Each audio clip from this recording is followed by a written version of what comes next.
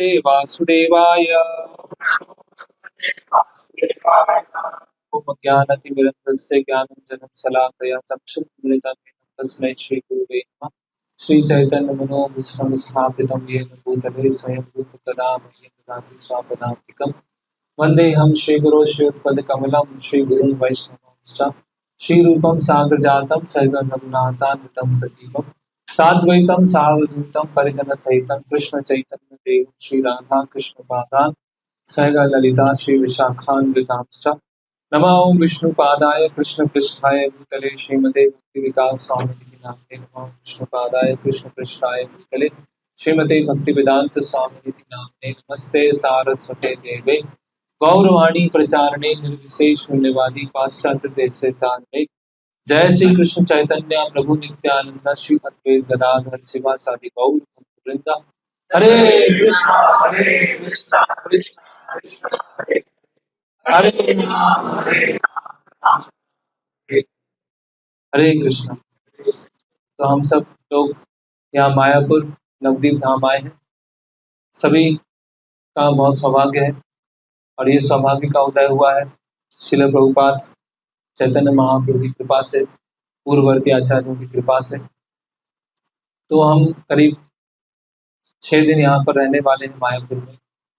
तो बहुत महत्वपूर्ण धाम है, विशेषकर कलयुग के जीवों के लिए ये मायापुर धाम क्या है, बहुत ही विशेष, अति विशेष।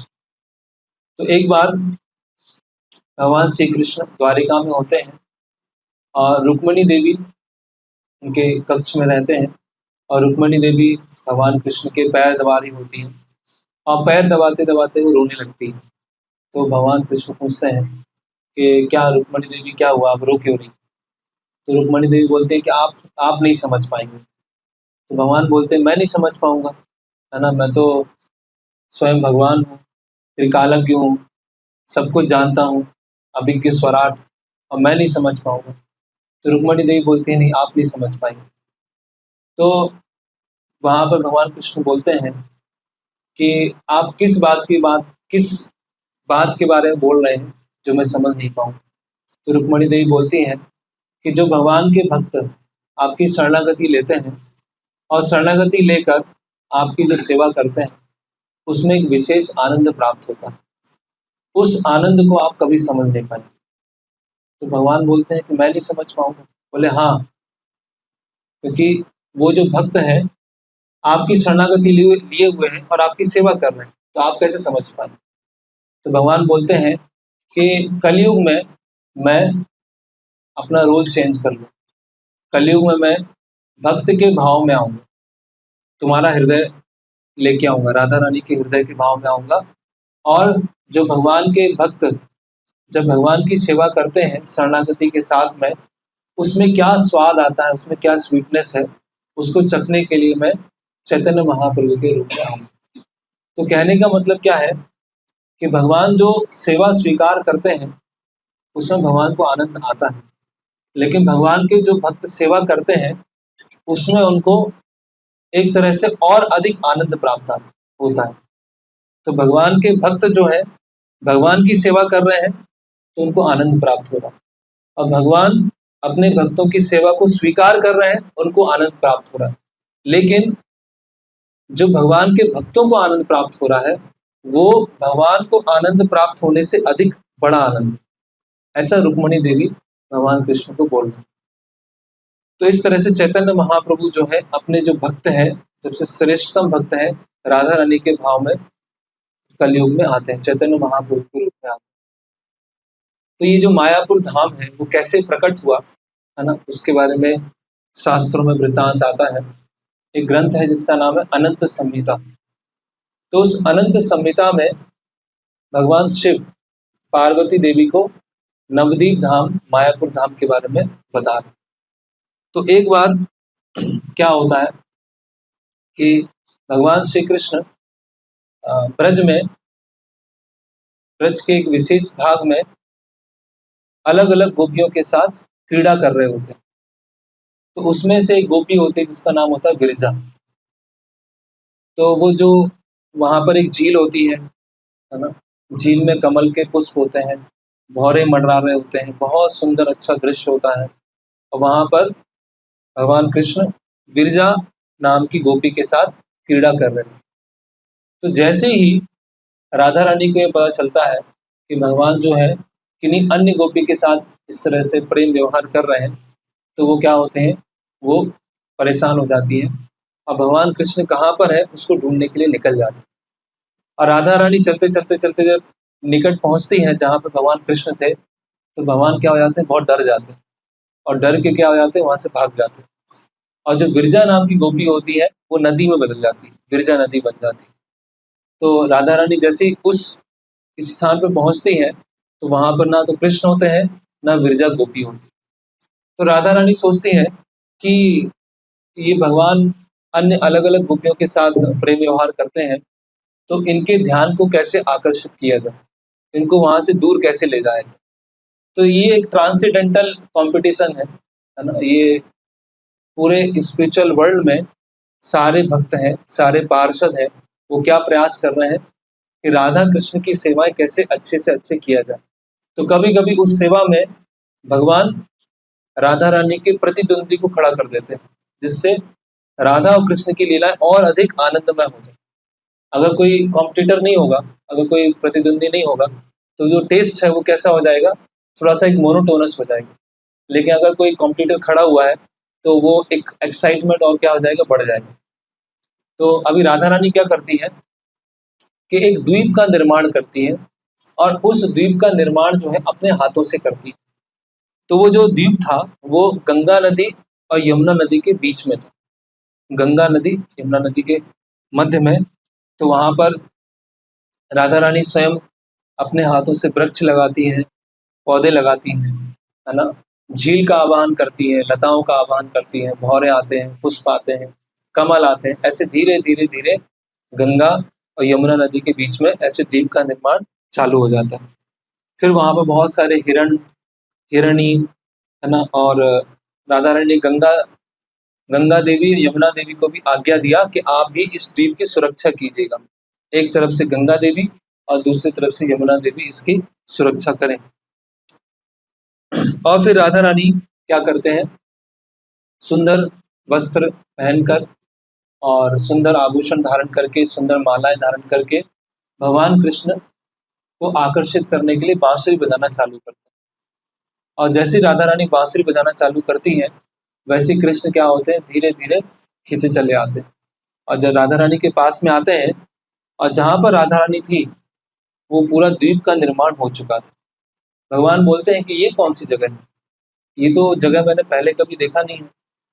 तो राधा रानी बताते हैं कि मैंने स्वयं अपने परिश्रम के द्वारा इस पूरे द्वीप का निर्माण किया है। और इस द्वीप का निर्माण इसीलिए किया है जिससे आप इस द्वीप पर हमेशा मेरे साथ में रहें। तो भगवान बोलते हैं अच्छा ऐसी बात है। फिर भगवान क्या करने लगते हैं, उस द्वीप को ऑब्जर्व करने लगते हैं, अवलोकन करने लगते हैं, क्या क्या चीजें हैं। तो भगवान वहां बताते हैं, जब पूरे द्वीप को देख लेते हैं, बहुत बड़ा ना, ऐसा बताया जाता है कि 16 कोस में उस द्वीप का निर्माण किया गया था। तो उस द्वीप की सुंदरता देखते हुए, है ना, वहाँ के बगीचे, वहाँ के उद्यान, वहाँ की झील, वहाँ के मोर, वहाँ की हिरनी, अलग अलग चीजें देखकर भगवान क्या हो जाते हैं, बहुत प्रसन्न हो जाते हैं। और बोलते हैं कि राधा रानी आपने मेरे लिए इतना अधिक परिश्रम किया है, इस द्वीप का खुद निर्माण किया है, इसीलिए इसका नाम क्या होगा, नव वृंदावन, न्यू वृंदावन इसका नाम रखा जाएगा, है ना। आपने एक दूसरा वृंदावन बना दिया। और इस द्वीप पर इस नव वृंदावन को नवद्वीप भी कहा जाएगा, है ना। और इस नवद्वीप में मैं तुम्हारे साथ हमेशा निवास करूंगा। और जो लोग इस नवद्वीप धाम में आएंगे या इस द्वीप में आएंगे और मेरी पूजा करेंगे, हम दोनों की पूजा करेंगे, उनको निश्चित रूप से कृष्ण प्रेम प्राप्त होगा। और जो भी इस द्वीप पर आएगा, है ना, अलग अलग जो तीर्थ है, अलग अलग धाम है, वहां जाकर उनको जो प्रगति होती है भक्ति में, लेकिन नवद्वीप धाम में आकर, इस नव वृंदावन में आकर उनकी प्रगति क्या होगी, सबसे अधिक होगी। तो इस तरह से राधा रानी ने स्वयं भगवान कृष्ण के लिए ये द्वीप बनाया। जैसे मान लीजिए एग्जाम्पल में तो आप सब स्टूडेंट हैं, है ना, अभी पढ़ाई कर रहे हैं, जॉब लगा, तो आपने पैसा इकट्ठा कर करके पैसा इकट्ठा किया और फिर एक घर बनाया। और ऐसा नहीं दिया कि किसी को दे दिया, पैसे दे दिए घर बना दो। आपने खुद ईंट लेके आए, सीमेंट लेके आए, रेत लेके आए, लकड़ी लेके आए, सब घर बनाना, उसका नींव रखा, उसकी दीवारें बनाई, उसकी छत डाला, है ना, उसकी वॉल्स बनाया, उसकी फ्लोर बनाया, उसमें पेंट किया, सब कुछ व्यवस्था किया, बहुत मेहनत किया, है ना, एक घर बनाना, छोटा सा घर, है ना, उसको पूरा एकदम बारीकी से उसका अंदर का इंटीरियर कैसे होगा, सब कुछ आपने डिटेल किया और सब कुछ घर तैयार हो गया। अपने पेरेंट्स को बुलाया और आपने चाबी हाथ में दे दी कि ये मैंने मेहनत करके, कई साल की मेहनत करके आपके लिए बनाया, व्यक्तिगत रूप से। तो उनको प्रसन्नता होगी। लेकिन यहाँ तो क्या बात हो रही, पूरे द्वीप की बात हो रही कि राधा रानी ने भगवान श्री कृष्ण को आकर्षित करने के लिए एक नया धाम का निर्माण किया। हालांकि ये धाम है, हमेशा से अस्तित्व में है, लेकिन भगवान की लीलाओं के अनुसार वो प्रदर्शित होता है कि एक समय पर वो धाम का निर्माण किया गया। तो इस तरह से ये नवद्वीप धाम क्या हुआ, प्रकट हुआ। तो ये राधा रानी का व्यक्तिगत धाम है।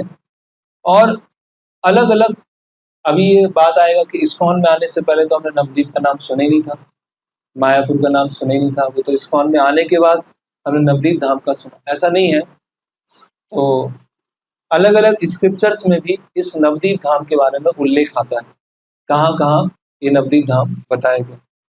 तो जैसे वायु पुराण है, उसमें आता है, कलौ संकीर्तन आरंभे भविष्यामि सचि सुता स्वर्णादि तरम आष्ठाय नवदीपे जनाश्रय तत्र द्विज कुल श्रेष्ठ भविष्यामि द्विजालिया। तो बता रहे हैं कि कलयुग में मैं नवदीप धाम में गंगा के किनारे सची पुत्र के रूप में प्रकट होंगे, ब्राह्मण परिवार में प्रकट होंगे। तो कलयुग में नवदीप नामक स्थान पर गंगा के किनारे, यहाँ सामने गंगा नदी है, अभी हमने बोट से क्रॉस किया था, तो गंगा यमुना का बीच में संगम आया था, एक स्थान था जहाँ पे गंगा यमुना का संगम। तो ये जो द्वीप है, एक साइड से गंगा नदी जा रही है और दूसरी तरफ से यमुना नदी जा रही है। तो प्रयाग में क्या होता है,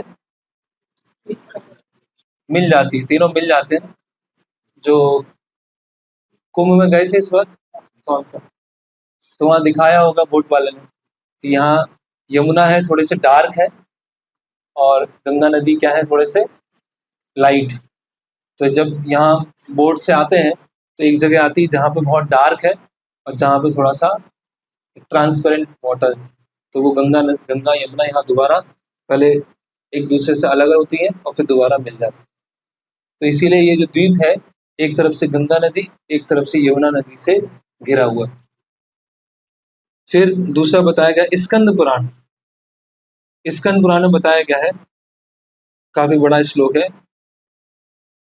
यह जानना आवश्यक है कि सारे पवित्र स्थान जो नवद्वीप में अलग अलग जगह स्थित हैं, वो कलयुग में 1 अरब गुना अधिक महिमान्वित है। जैसे एक धातु की कीमत चिंतामणि को छूते ही बढ़ जाती है, ऐसे ही एक तीर्थ की महिमा भी बढ़ जाती है जब वह स्थान श्री गौरांग महाप्रभु के चरणों से स्पर्श होता है।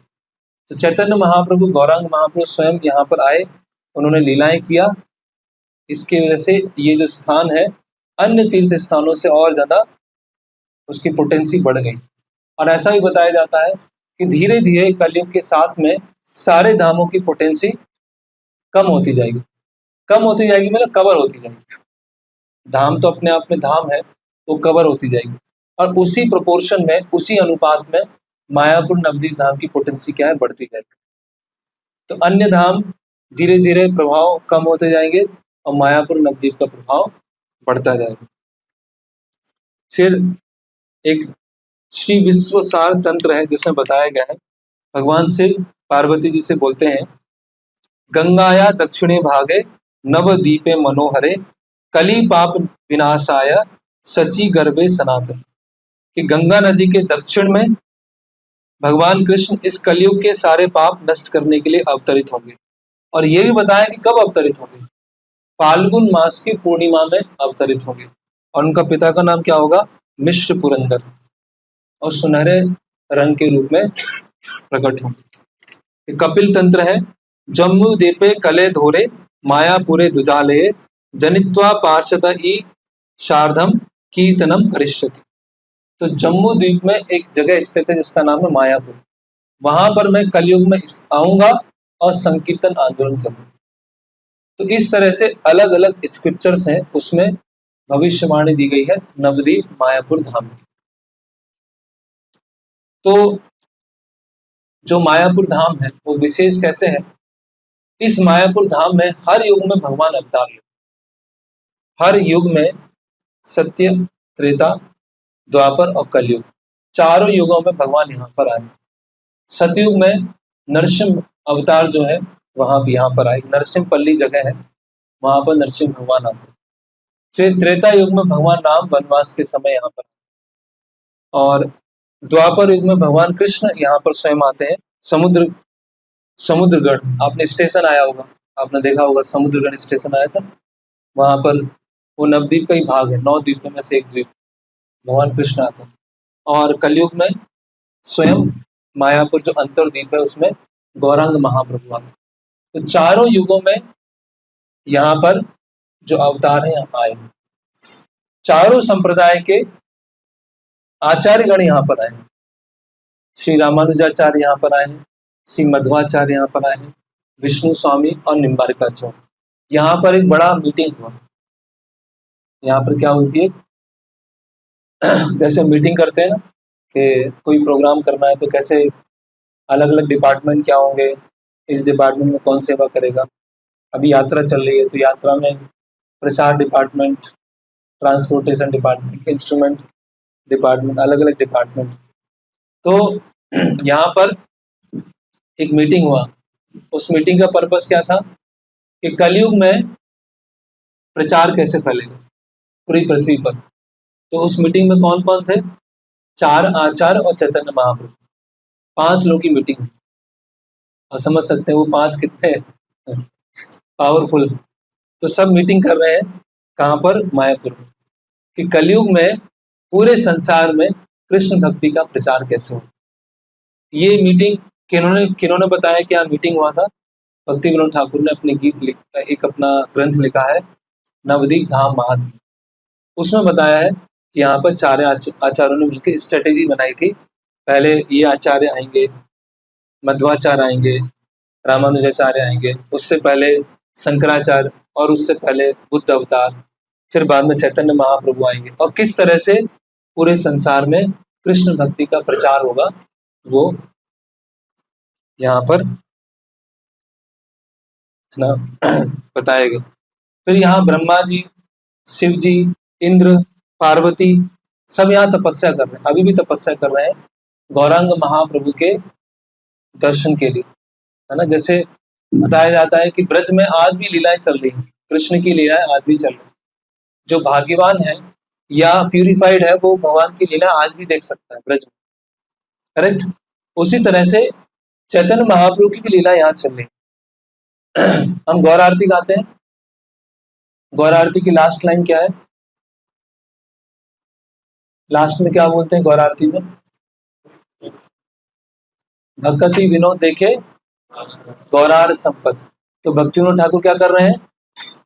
चैतन्य महाप्रभु का ऐश्वर्य देख रहे हैं। क्या क्या ऐश्वर्य देख रहे हैं? कि चैतन्य महाप्रभु एक सिंहासन में बैठे हुए हैं, श्रीवास ठाकुर चामर कर रहे हैं, गदाधर पंडित बैठे हुए हैं, है ना। आपने कभी अगर वो एक पुष्टि मार्ग के मंदिर गए होंगे तो वहां पर आपने देखा होगा एक फोटो होता है, उसमें भगवान कृष्ण है और वल्लभाचार्य, और वल्लभाचार्य जी क्या कर रहे हैं? कुछ हाथ में भगवान को दे रहे हैं, ये भगवान उनको दे रहे हैं। तो कहने का मतलब क्या है? भक्ति विनोद ठाकुर आज भी चैतन्य महाप्रभु की लीला यहाँ देख रहे हैं। भक्ति सिद्धांत महाराज आज भी यहाँ पर चैतन्य महाप्रभु की लीलाएं देख रहे हैं। एक बार प्रभुपाद जी के गुरु महाराज भक्ति सिद्धांत सरस्वती ठाकुर, यहाँ पास में एक चैतन्य मठ है, वहां पर रहते थे, वहां से प्रचार करते थे। और रात्रि में अचानक से उठते हैं, 1-2 बजे उठते हैं और उस रोड से चलते चलते गंगा नदी के पास में आते हैं। और जैसे ही गंगा नदी के पास में आते हैं तो वहां देखते हैं कि चैतन्य महाप्रभु के सारे पार्षद आए हुए और पंचतत्व आए हुए हैं और वहां पर नृत्य चल रहा है। और फिर वो भक्ति सिद्धांत महाराज को आशीर्वाद देते हैं कि आपके ऊपर हमें पूरा, हम आपको शक्ति प्रदान कर रहे हैं कि आप यहाँ पर कृष्ण भक्ति का और चैतन्य महाप्रभु के जो गुणगान है उसको फैलाइए। तो अभी भी गौरांग महाप्रभु की लीला यहाँ पर चल रही है, लेकिन जो प्यूरिफाइड सोल है, जो भाग्यवान है, वो महाप्रभु की लीलाओं को देख सकते है ना। तो धाम क्या होता है, एक्टिव रहता है, डायनेमिक रहता है। ऐसा नहीं कि अभी लीलाएं नहीं चल, अभी भी वो लीलाएं चल रही हैं। फिर यहाँ पर बताया गया है कि 7 पुरियां हैं भारत में। क्या है? 7 पवित्र स्थान। कौन कौन से हैं? मथुरा और द्वारिका, जगन्नाथपुरी, कांची, अयोध्या, बद्रीनाथ, 7 उसमें आते। अवंती, उज्जैन और एक काशी। तो ये 7 पुरियां यहाँ पर हैं। 7 पुरी जाने की आवश्यकता नहीं है, यहाँ 7 पुरियां सब। और यहाँ पर 9 द्वीप, जो 4 द्वीप हैं वो गंगा नदी के पूर्व में और 5 द्वीप है वो गंगा नदी के पश्चिम में। तो जो नवद्वीप है, जहां से हम आए थे, बोट लेके आए थे, स्टेशन था नवद्वीप स्टेशन था, वो गंगा नदी की कहाँ है? पश्चिम में। और अभी हम कहाँ पर हैं? गंगा नदी के पूर्व में। तो गंगा नदी के पूर्व में 4 द्वीप हैं और गंगा नदी के पश्चिम में 5 द्वीप। तो वो जो द्वीप था उसको बोलते हैं रुद्रद्वीप। और रुद्रद्वीप से फिर हम बोट लेके यहाँ पर आए, उसको बोलते हैं अंतरद्वीप। तो 9 द्वीप है, अंतरद्वीप, सीमंत द्वीप, गोद्रुम द्वीप, मध्य द्वीप, कोला द्वीप, ऋतु द्वीप, जानवी द्वीप, मोद्रुम द्वीप और रुद्रद्वीप। ये 9 द्वीप। तो ये जो 9 द्वीप है नवदा भक्ति को दिखाते। श्रवणम कीर्तनम विष्णु स्मरणम पाद सेवनम अर्चनम वंदनम सख्यम दास्यम आत्मनिवेदन। ये जो 9 भक्ति के अंग है, इन 9 भक्ति के अंगों को ये यहाँ के जो नवद्वीप धाम है उसको 9 द्वीप बताते हैं। तो जहां पर हम हैं, जैसे कमल है, कमल के बीच में क्या होती है? उसकी कर्णिका होती है और कमल के चारों तरफ क्या होते हैं? छोटे छोटे पत्ते होते हैं। तो उसका सेंटर पॉइंट क्या है? उसकी कर्णिका। और उसके चारों तरफ क्या है? उसके पेटल्स। तो जो मायापुर है जहां पर अभी हम हैं, वो है नवद्वीप का सेंटर पॉइंट। उसको बोलते हैं अंतरद्वीप। यह है अंतरद्वीप। और अंतरद्वीप किसका बताता है? ये बताता है आत्मनिवेदन, कंप्लीट सरेंडर। तो ये जो द्वीप है अंतरद्वीप, वह आत्मनिवेदन का द्वीप। इसके अलावा हम 2 द्वीप और जाएंगे, सीमंत द्वीप और गोद्रुम द्वीप। तो सीमंत द्वीप जो क्या है? श्रवण का है और गोद्रुम द्वीप क्या है? वो कीर्तन का है। तो इस तरह से अलग अलग द्वीप। फिर नवद्वीप धाम में वृंदावन के 12 वन भी है ना। सिर्फ वृंदावन में 12 वन है। मधुवन, मधुवन भोपाल में भी आ गया अभी। बहुला वन, काम्य वन, कोकिला वन, वृंदावन, ऐसे अलग अलग वन है। तो सारे वन यहाँ पर भी 12 वन यहाँ पर। तो 7 पुरिया यहाँ पर है, 12 वन यहाँ पर है, चारों संप्रदाय के आचार्य यहाँ पर आए हैं, चारों युगों में भगवान ने अवतार यहाँ पर लिया है। और जो मुख्य नदियां हैं, मुख्य पवित्र नदियां हैं 16 है। सारी 16 नदियां यहाँ पर, यमुना, भोगवती, अलकनंदा, कावेरी, सरस्वती, ताम्रपाणी, ब्रह्मपुत्र, सरयू, गंगा, मानस गंगा, कृतमाला, विद्याधरी, नर्मदा, गोमती, मंदाकिनी, गोदावरी, ये सारी नदियां यहाँ। तो कहने का मतलब क्या है कि ये ऐसा नहीं है कि कुछ केवल कहने के लिए, वास्तव में ये धाम की क्या है? बहुत अधिक पोटेंसी। और इसको हम इस माध्यम से समझ सकते हैं कि श्रील प्रभुपाद जो चैतन्य महाप्रभु के सेनापति भक्त हैं, उनके प्रचार के कारण आज पूरे देश से और पूरे विश्व से अलग अलग बैकग्राउंड के लोग, अलग अलग पृष्ठभूमि के लोग, अलग अलग कास्ट के लोग यहाँ मायापुर में इकट्ठे हो रहे हैं, है ना। वही अपने आप में क्या है, बहुत बड़ा चमत्कार है। तो हालांकि हम और विस्तार से देखेंगे कि श्रील प्रभुपाद जी ने किस तरह से इस आंदोलन को फैलाया, है ना। तो ये एक बेसिक इंट्रोडक्शन था मायापुर धाम के बारे में। अभी ये आता है कि मायापुर धाम में कैसे रहना है ना, मायापुर धाम में किस तरह से रहा जाए। तो सबसे इम्पोर्टेंट ये है, जैसे बताते हैं श्री कृष्ण चैतन्य प्रभु जीवे दया करी स्वापार्षद सुय धाम, स्वापार्षद सुय धाम सा अवतारू, कि चैतन्य महाप्रभु अपने पार्षद और अपने धाम के साथ में यहाँ पर आते हैं। तो ये स्पिरिचुअल एम्बेसीज है, ये स्पिरिचुअल एम्बेसीज है, ये मायापुर धाम। ये कोई वेस्ट बंगाल का भाग नहीं है ना, या वेस्ट बंगाल इंडिया में है उसका भाग नहीं है। ये खुद स्पिरिचुअल वर्ल्ड है, इसको हमें अनुभव करना होगा। जब हम यहाँ पर अच्छे से साधना करेंगे, अच्छे से सेवा करेंगे, तो वो एक अनुभव आएगा कि हम वास्तव में भौतिक जगत से क्या हो गए, डिसकनेक्ट हो गए। ये भगवान का आध्यात्मिक धाम है। जैसे कि एम्बेसीज होती हैं भारत में, अलग अलग कंट्रीज की एम्बेसी है, राजदूतावास बोलते हैं, राजदूतावास। ब्रिटेन की एम्बेसी है, अमेरिकन एम्बेसी है, अफ्रीकन कंट्रीज की एम्बेसीज हैं। तो उसी तरह से अगर उस एम्बेसी में हम जाते हैं, सपोज हम अमेरिकन एम्बेसी में जाते हैं, तो उस एम्बेसी में जाकर इंडिया के रूल्स नहीं लगेंगे, वहाँ पर अमेरिका के रूल्स लगेंगे। करेक्ट, ऐसे होता है। हम ब्रिटेन की एम्बेसी में जाएंगे दिल्ली में, तो वहाँ पर जाकर, हालांकि हम दिल्ली में हैं, लेकिन जब हम ब्रिटेन की एम्बेसी में जाएंगे तो वहाँ ब्रिटेन के रूल लगेंगे। अभी वहाँ पर हम लेफ्ट साइड नहीं चलेंगे, वहाँ पर राइट साइड चलेंगे, है ना। हालांकि हम दिल्ली में हैं, दिल्ली भारत में है, और उस दिल्ली के अंदर ही एक पर्टिकुलर एरिया है जहां पर भारत के रूल नहीं लगते हैं। उसी तरह से ये स्पिरिचुअल जो मायापुर धाम है, वो क्या है, स्पिरिचुअल एम्बेसी। यहाँ भी आध्यात्मिक, यहाँ भौतिक जगत के नियम नहीं लगते। तो भगवान की जो धाम है वो एक तरह से तीन प्रकार के होते हैं। कौन कौन से धाम है? पहला है ऐश्वर्य धाम, दूसरा है माधुर्य धाम, और तीसरा है औदार्य धाम। ऐश्वर्य धाम, माधुर्य धाम और औदार्य धाम।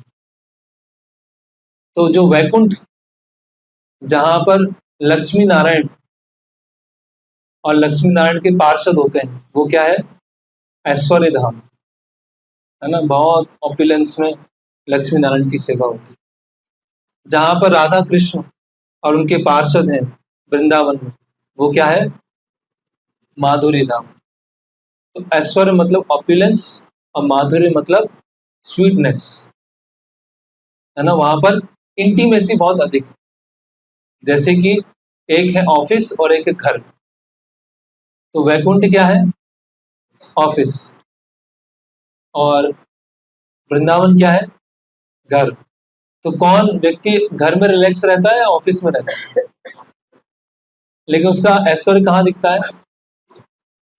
घर में तो डांटते रहते हैं लोग उससे, लेकिन उसे घर में लगता अच्छा घर में, लेकिन ऐश्वर्य कहाँ होता है, ऑफिस में होता है। अभी कोई सपोज किसी कंपनी का सीईओ है, जैसे प्रभुपाद जी एग्जांपल देते थे कि कोई प्राइम मिनिस्टर है ना, उसका प्राइम मिनिस्टर हाउस है, बहुत सारे लोग उसके एक ऑर्डर पर इधर उधर घूम रहे हैं, है ना।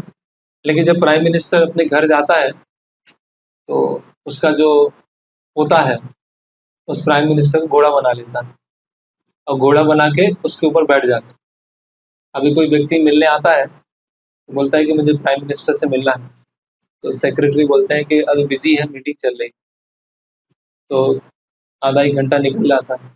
तो फिर वो सेक्रेटरी के पास जाते हैं, बोलते हैं कि मुझे प्राइम मिनिस्टर से थोड़ा मिलना है।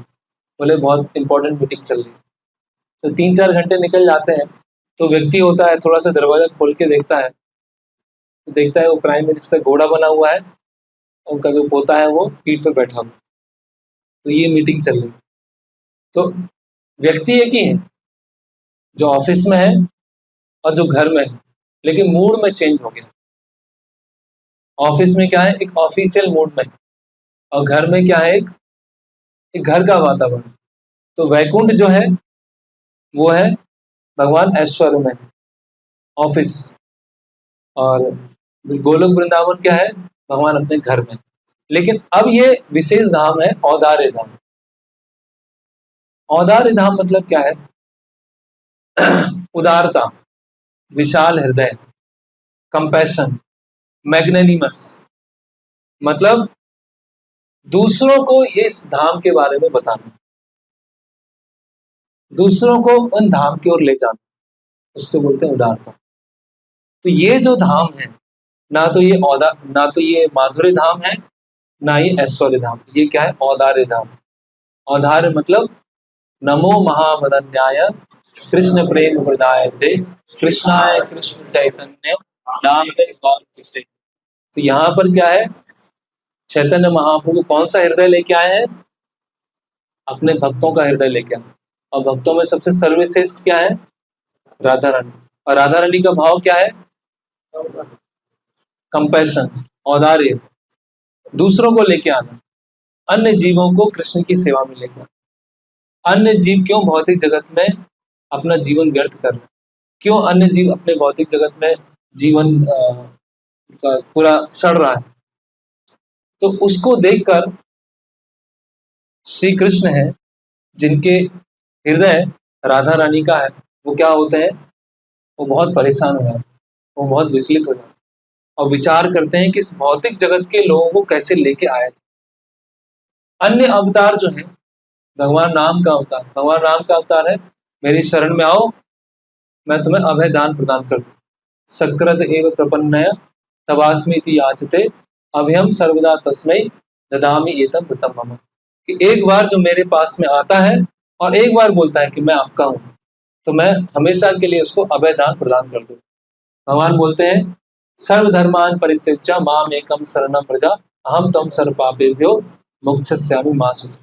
कि जो भी मेरे शरण में आएगा, सारे धर्मों को छोड़कर, सभी तरह के तथाकथित धर्मों को छोड़कर जो मेरी शरण में आता है, उसको मैं सभी तरह के पाप से मुक्त कर देता हूँ, और डरो मत। लेकिन समस्या, डिमांड क्या है? मेरी शरण में आना हो। अभी चैतन्य महाप्रभु क्या है, भाई मेरी शरण में मत आओ, मैं आपके पास में आऊँ। तो चैतन्य महाप्रभु के पीछे पड़ जाएंगे। जैसे चैतन्य महाप्रभु पीछे पड़ जाते हैं, वैसे चैतन्य महाप्रभु के भक्त हैं वो भी पीछे पड़ जाते हैं, है ना? कि वो अगर भक्ति करना नहीं चाहता तो भी पीछे पड़ जाएंगे। और ऐसा हुआ, चैतन्य महाप्रभु जब दक्षिण भारत गए, और दक्षिण भारत में चैतन्य महाप्रभु क्या कर रहे हैं? लोगों के हाथ पर पकड़ रहे हैं, पैर पकड़ रहे हैं, कृष्ण का नाम लो, अगर कृष्ण का नाम नहीं लोगे तुम्हारा जीवन वेस्ट हो जाएगा। चैतन्य महाप्रभु अपने पार्षदों के साथ जगन्नाथपुरी में रह रहे थे, और जगन्नाथपुरी धाम छोड़कर कहाँ गए? दक्षिण भारत की यात्रा में गए 6 साल। क्यों गए? क्योंकि अन्य लोग जो हैं वो कृष्ण भक्ति में कैसे हैं। तो अन्य लोगों को कृष्ण भक्ति में लेके आना, ये जो मूड है, इसको बोलते हैं औदार्य। तो ये नवदीप धाम में, मायापुर धाम में इसकी क्या है? प्रगाढ़ता है। यहाँ पर हर जगह ये औदार्यता भरी हुई। तो चैतन्य महाप्रभु का ये चिंता है, चैतन्य महाप्रभु के ये मन में विचलन है। किस तरह का विचलन है? कि सारे जीव कैसे उनके पास में आए। तो वो चिंता को अगर चैतन्य महाप्रभु के भक्त ले लेते हैं और उनकी चिंता को पूरा करने का प्रयास करते हैं, तो चैतन्य महाप्रभु उनसे बहुत प्रसन्न है ना। तो ये इसीलिए ये जो मायापुर धाम है क्या बहुत विशेष। तो ऐसा बताया जाता है कि भगवान का जो घर है वो गोलोक वृंदावन है, लेकिन उसका दरवाजा क्या है? वो मायापुर। तो किसी के घर में जाएंगे तो दरवाजे के थ्रू जाएंगे। तो अगर आपको वृंदावन में प्रवेश करना है, ब्रज धाम में प्रवेश करना है, तो वहां का जो दरवाजा है वो क्या है? मायापुर। तो मायापुर के दरवाजे से होते हुए हम वृंदावन में प्रवेश कर सकते। अगर मायापुर नहीं आए, मायापुर वाला दरवाजा नहीं मिला और वृंदावन में जाने का प्रयास किया, तो हम वृंदावन नहीं पहुंच पाएंगे। तो इस धाम में कैसे, इतना महत्वपूर्ण धाम है, राधा रानी ने स्वयं बनाया। भगवान जो औदार्यता लेके आए, जो किसी अवतार में नहीं था, है ना। अभी हमने गाया, यदि गौर ना हुई तो तभी की हुई तो, केमोन धरितम दे राधार महिमा प्रेम रस सीमा जगत जाना तक। राधा रानी की जो भगवान के प्रति जो प्रेम की सीमा है, उसको जगत कौन जानता? कोई नहीं समझ पाता। अगर चैतन्य महाप्रभु नहीं आते तो कोई कृष्ण भक्ति को समझ नहीं पाता। गाओ गाओ पुनः गौरांगेरा गुणा सरल करिया मन, है ना। चैतन्य महाप्रभु का गुणगान कीजिए और अपने मन को सरल कीजिए। तो इस तरह से ये मायापुर धाम। तो यहाँ पर एक बार परम पूज्य भक्ति विकास स्वामी महाराज यहाँ मायापुर धाम में थे और गुरु महाराज ऐसे परिक्रमा कर रहे थे, जप कर रहे थे। तो महाराज वहाँ जोर से श्वास लेते हैं और बोलते हैं कि यहाँ की जो हवा है उससे भी प्रगति होती है, उससे भक्ति में प्रगति। तो यहाँ की जो हवा है पूरा स्पिरिचुअलाइज है, यहाँ का जो जल है पूरा आध्यात्मिक है। हर स्थान, यहाँ का कण कण वो क्या है? वो पूरा मतलब चिंतामणि धाम। ये उसको हम साधारण गंदगी है ना, साफ सफाई नहीं है, ट्रैफिक जाम बहुत है, टोटो वाले आपस में लड़ रहे हैं, हाँ, उस तरह से हमें इस धाम को नहीं देखना। वो धाम को आवृत करने वाली कौन होती है? प्रौढ़ माया। एक प्रौढ़ माया, प्रौढ़ माया क्या करती है? हमारे आंखों को ढक लेती है और हमें क्या दिखाई देता है? टोटो वालों की लड़ाई दिखाई देती है और गंदगी दिखाई देती है, और लाइट चली गई तो गर्मी होगी तो नींद नहीं आएगी, वो दिखाई देता है। प्रसाद अच्छा नहीं मिला, वो दिखाई देता है। लेकिन जब प्रौढ़ माया हट जाती है, जब हमारे अंदर भी जो चैतन्य महाप्रभु का मूड है औदार्य वाला, कि दूसरे लोग कैसे भक्ति में आए, अपने बारे में कम सोचना और दूसरों के बारे में अधिक सोचना। जैसे प्रहलाद महाराज बोलते हैं, नैवो दुजय पर दुरंत वैतरण यास तद वीर गारे महामृत मग्न चित्ते सोचे ततो विमुख चेतस इंद्रियार्थम माया सुखाया भरताम, माया सुखाया उद्वहत। तो चेतन क्या बोल रहे हैं प्रहलाद महाराज कि मुझे कोई चिंता नहीं है, मैं तो भगवान के नाम में, भगवान की सेवा पूरी तरह से डूबा हुआ हूँ। लेकिन जैसे अन्य जीवों को देखता हूँ वो कैसे विमूढ़ा, मूर्ख, फूल्स एंड रास्कल्स कैसे अपना जीवन व्यर्थ कर रहे हैं, तो उसके कारण मुझे बहुत दुख होता है। तो ये कम से कम इस पूरे लेक्चर को सब भूल जाएं तो कोई बात नहीं, एक बात याद रखें कि हमें भी चैतन्य महाप्रभु का जो औदार्य मूड है, जो औदार्य हृदय है, वो उस औदार्य हृदय को हमें भी अंगीकार करना है, उस औदार्य मूड को हमें भी लेना है। तो इसीलिए यहाँ कोई ये स्पिरिचुअल पिकनिक नहीं है ना। कभी कभी स्पिरिचुअल पिकनिक उसके लिए, है ना, जैसे बहुत सारी जगह देखते हैं हम। अभी एक बार बहुत पहले जब यात्रा में आए थे तो एक स्टूडेंट ने पूछा, प्रभु जी हम कोलकाता में हावड़ा ब्रिज देखेंगे कि नहीं देखेंगे? तो पूरी मायापुर की यात्रा होगी, कोलकाता से पुरी जा रहे थे, तो पूछते हैं हावड़ा ब्रिज। तो हावड़ा ब्रिज या ताजमहल, है ना, हम जनरली जहाँ भी जाते हैं तो इंफॉर्मेशन कलेक्ट करते हैं, कहाँ कहाँ गए, क्या क्या देखा, क्या क्या जानकारी थी, लेकिन उसके पीछे जो स्पिरिट है वो हम भूल जाते। तो हम ताजमहल भी देख के आए हैं, हावड़ा ब्रिज भी देख के आए हैं। ब्रिटिशर्स ने बहुत कुछ काम किया है कोलकाता में, है ना, बहुत सारे ब्रिटिश काल की यहाँ पर बिल्डिंग है, तो वो देख के वो भी एक दृष्टि है। लेकिन धाम को देखने के लिए क्या है, धाम को केवल आंखों से नहीं देखा जाता, धाम को देखने के लिए कानों से देखा जाता। और कान जो होते हैं वो आंख को तैयार करते हैं। जब कानों के माध्यम से हम सुनते हैं कानों के माध्यम से हम जानते हैं, उसके बाद हम धाम को वास्तव में देख पाते हैं। तो इसी तरह से ये स्पिरिचुअल एम्बेसी है, चैतन्य महाप्रभु का व्यक्तिगत धाम है, राधा रानी ने स्वयं बनाया है। धाम में हम ट्रेन से नहीं आ सकते हैं और फ्लाइट से नहीं आ सकते हैं, कोई ऊपर से पैराशूट से भी नहीं आ सकता है, गंगा नदी में तैर तैर के यहाँ नहीं आ सकता है। धाम में कैसे आएंगे? कॉन्शियसनेस, चेतना से। अगर हमारी चेतना जो है स्पिरिचुअल कॉन्शियसनेस है तो हम धाम में हैं।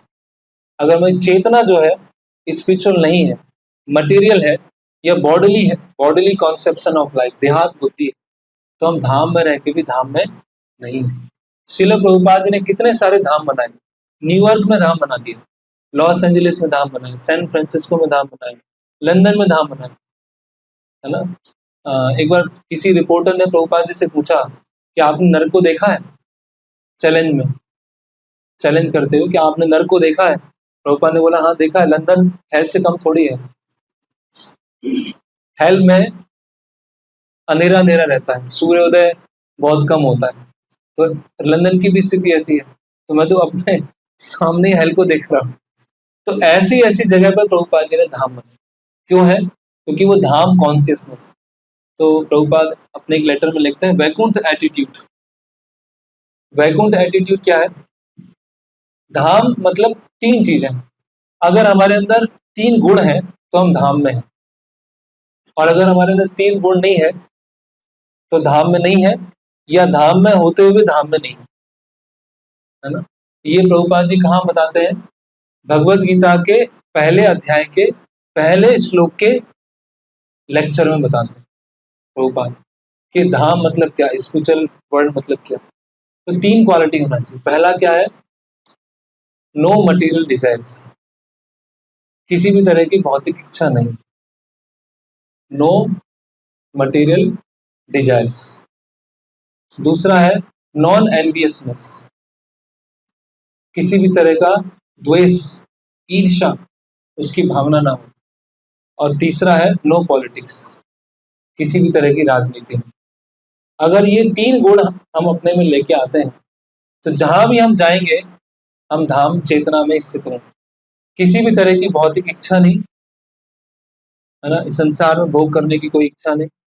दूसरा है नॉन एनवियसनेस, किसी जीव के प्रति, अन्य भक्त के प्रति, किसी के प्रति ईर्ष्या, द्वेष, जलन, इनसिक्योरिटी, उसकी कोई भावना नहीं। और नो पॉलिटिक्स, कोई खींचतान नहीं कि इसको पीछे कर रहे हैं, खुद आगे जा रहे हैं और बोल कुछ रहे हैं, सोच कुछ रहे हैं, कर कुछ रहे हैं।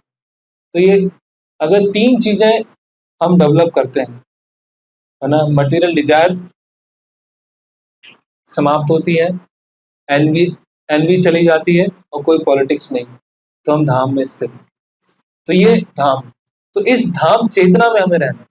तो यहाँ हम आए हैं तो यहाँ से इंस्पिरेशन लेना, यहाँ से प्रेरणा लेना, और इंस्पिरेशन और प्रेरणा लेने के बाद हम भोपाल जाते हैं तो वहां पर हमें वो चेतना डेवलप करने का प्रयास करते हैं। फिर हम धाम में रहकर अधिक से अधिक जप करें, है ना। जो रेगुलरली जितनी माला करते हैं कम से कम उससे थोड़ी अधिक माला करें। जो 16 माला करते हैं वो अधिक माला करने का प्रयास करें। सुबह का जो मॉर्निंग प्रोग्राम है मंगला आरती से लेकर प्रसाद तक, प्रसाद तो सब फॉलो करेंगे ही। क्या तो मंगला आरती से लेकर लेक्चर तक सब उसमें जागे रहें। तो 4 नियमों को पूरी तरह से पालन करें। 4 नियम थोड़ा भी इधर उधर भी नहीं टूटना चाहिए। और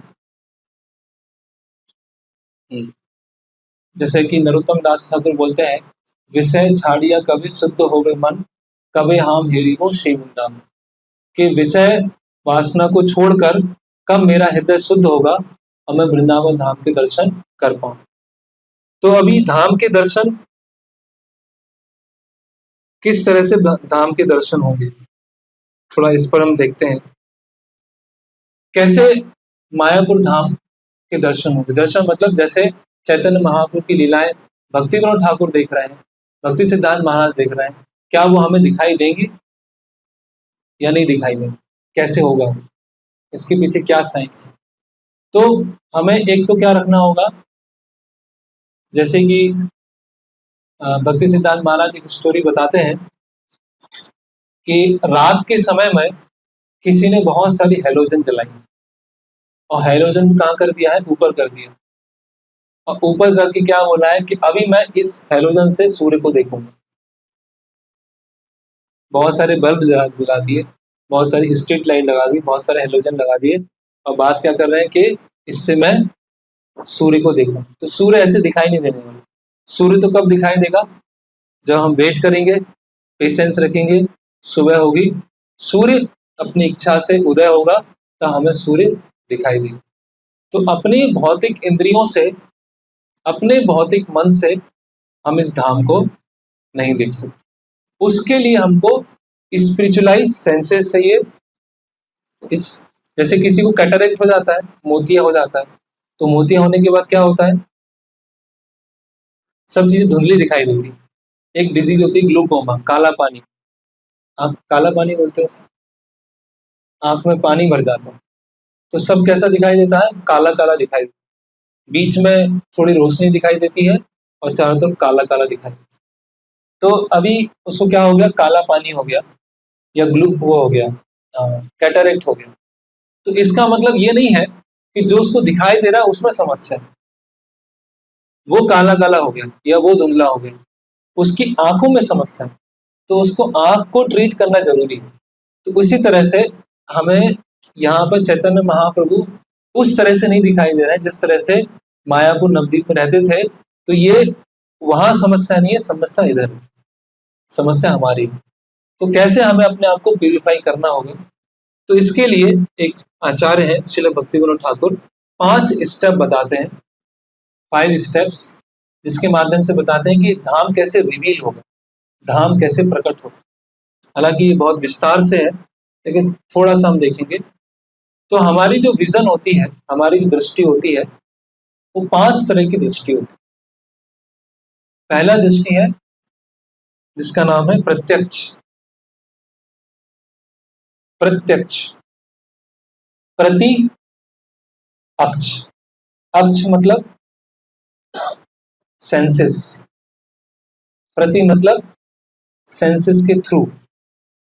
तो सेंसेस के थ्रू जो हम परसीव करते हैं, जो हम देखते हैं, उसको ही सत्य मानते हैं। करेक्ट? सेंसेस के थ्रू जो हम देखते हैं, जो परसीव करते हैं, उसको सही मान। जैसे अभी मैं इस रूम को देख रहा हूँ, पंखों को देख रहा हूँ, यहाँ पे कलर उसको देख रहा हूँ, तो अपनी इंद्रियों से ज्ञान लेना, उसको बोलते हैं प्रत्यक्ष। अभी इसमें क्या है, बहुत सारी त्रुटियां हैं। भगवत गीता DYS 4 त्रुटियां होती है मनुष्य में, ब्रह्म, प्रमाद, विप्रलिप्सा, करुणा पाठक। हमारी अपूर्ण इंद्रियां होती हैं, उसकी वजह से हम भ्रमित होते हैं, मिस्टेक करते हैं और चीटिंग प्रोपेंसिटी, जिसकी वजह से जो भी हम देखते हैं प्रत्यक्ष से, वो क्या हो जाता है, एंड रिजल्ट क्या आता है उसका, इम्परफेक्ट आता है, गलत आता है। करेक्ट? तो अभी हमने देखा कि अपने सेंसेस से जो भी मैं ज्ञान लेता हूं वो क्या है, अपूर्ण है। तो दूसरा स्टेप आता है परोक्ष, पर अक्ष। पर अक्ष मतलब दूसरों की इंद्रियों से देखना। तो मैं कोई बुक पढ़ रहा हूं, मैंने कोई साइंस की बुक उठाई, उसको पढ़ रहा हूं, ऐसे ऐसे एक्सपेरिमेंट होता है, ऐसे ऐसे बताया जाता है। या मैंने मान लीजिए इंजीनियरिंग ड्राइंग की बुक उठाया, अब मैंने कुछ सीखा नहीं है, लेकिन दूसरे से मैंने लिया, उसको मैंने चालू किया। मैंने मेडिकल की कुछ बुक उठाया, उसको पढ़ना चालू। तो दूसरों ने अपनी सेंसेस से जो ज्ञान लिया है उसके द्वारा सीखना, उसको बोलते हैं परोक्ष। तो जो भी हम न्यूज़पेपर पढ़ते हैं, बुक्स पढ़ते हैं, इंटरनेट पे गूगल पे सर्च करते हैं, जो भी इंफॉर्मेशन लेते हैं वो क्या होती है? परोक्ष। हम खुद नहीं गए, हम खुद देखने नहीं गए, खुद हमने परसीव नहीं किया, लेकिन दूसरों ने जो देखा, दूसरों ने जो ज्ञान लिया, उसको इंटरनेट पे डाला और हमने क्या किया? उसको सर्च किया और पढ़ लिया। तो जिस तरह से प्रत्यक्ष अपूर्ण है, उसी तरह से परोक्ष भी अपूर्ण। क्यों? क्योंकि वो दूसरों के इंद्रियों से लिया ज्ञान है, तो दूसरों की इंद्रियां क्या है? अपूर्ण। करेक्ट। तो प्रत्यक्ष भी क्या हो गया? अपूर्ण हो गया, और परोक्ष भी क्या हो गया? अपूर्ण। अब इसके बाद में आता है अपरोक्ष। अपरोक्ष मतलब दूसरों के द्वारा, दूसरों की इंद्रियों से जो ज्ञान लिया है, उस ज्ञान को समझकर साक्षात्कार करने का प्रयास कर, मतलब खुद समझने का प्रयास कर। दूसरे ने बोला है कि यहाँ चंद्रमा पर ये होता है, या लैब टेस्ट करेंगे तो ये होगा, या कंप्यूटर में कुछ प्रोग्रामिंग करेंगे तो ऐसा होगा। अभी दूसरों ने कहा है, हमने उसको अनुभव नहीं किया, तो अभी हम करने बैठ गए दूसरों की बात। उससे जो ज्ञान आता है उसको क्या बोलते हैं? अपरोक्ष।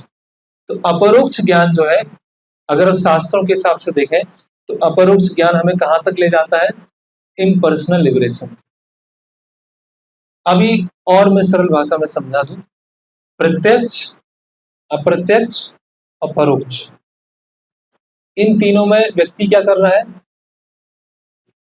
अपनी इंद्रियों से, अपने मन से हर चीज जानने का प्रयास कर रहा है। जो मेरी इंद्रियां देखेंगी वो सत्य है, जो मेरा मन समझेगा वो सत्य है। मैं अपने बल पर, अपने बलबूते पर सब कुछ एक्सप्लोर करूंगा, सब कुछ देखूंगा। तो इस एटीट्यूड से अगर हम धाम में आते हैं, प्रत्यक्ष, परोक्ष और अपरोक्ष, तो हम धाम को कभी नहीं देख पाएंगे, क्योंकि हमारी मानसिकता क्या है? अपने मन से, अपनी इंद्रियों से समझने का प्रयास है। इसको बोलते हैं आरोपंथ, नीचे से ऊपर जाना। अभी चौथा स्टेप है जिसको बोलते हैं अदोक्त सजा। अदोक्त सजा मतलब आधा अक्षज। अक्षज मतलब, अक्षज मतलब सेंसेस, आधा मतलब धकेलना, अदोक्त सजा मतलब जो सेंसेस को नीचे धकेले। मतलब स्पिरिचुअल रियलाइजेशन जो है हमारे सेंसेस और माइंड के बियॉन्ड। इसके लिए क्या चाहिए? अब आ जाता है अपनी सेंसेस पे भरोसा छोड़ो, अपने माइंड पे भरोसा छोड़ो और शरणागति लो, और उनके माध्यम से आपको सब कुछ दिखना चालू। ये बेसिक डिफरेंस है मटेरियल एजुकेशन में और स्पिरिचुअल एजुकेशन। तो जो तीन स्टेप है, प्रत्यक्ष, परोक्ष, अपरोक्ष, उसमें व्यक्ति क्या सोच सकता है? क्या सोचता है? सब कुछ मेरे हाथ में, सब कुछ मैं कर सकता हूँ।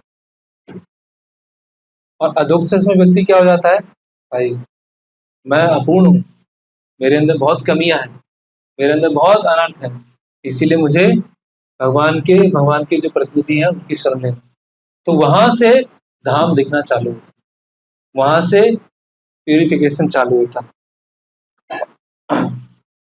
जैसे मैं अधोक्षज का एक उदाहरण देता हूँ। एक बार एक प्रभुपाद स्टोरी बताते हैं। एक बार नारद मुनि